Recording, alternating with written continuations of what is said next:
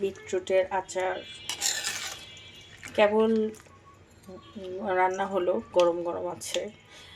অনেকে দেখলাম জাস্ট জারে বিটরুট রেখেই ভিনেগার আর পানি আর সল্ট দিয়ে দিল কাঁচা, ওইটাও এক ফ্লেভার, তবে এইটাও খারাপ না, এটাও ভালো। চুলায় যেটা আমরা একটু পানি গরম করলাম, লবণ দিলাম, তারপর ভিনেগার দিলাম, তারপর বিটরুট দিলাম। তবে বিটরুট যখন দিব, ভিনেগার যখন দিব, অবশ্যই চুলাটা বন্ধ করে নিতে হবে এবং ঠান্ডা হয়ে গেলে জাস্ট জারে বেড়ে রাখলাম এবং সেটাকে কয়েকদিন 7 দিন থেকে 10 দিনের মতো রোদে দিয়ে দিয়ে যখন এটা মজে যাবে, ও সো ইয়ামি, অনেক মজা, খাওয়ার জন্য পারফেক্ট রেডি।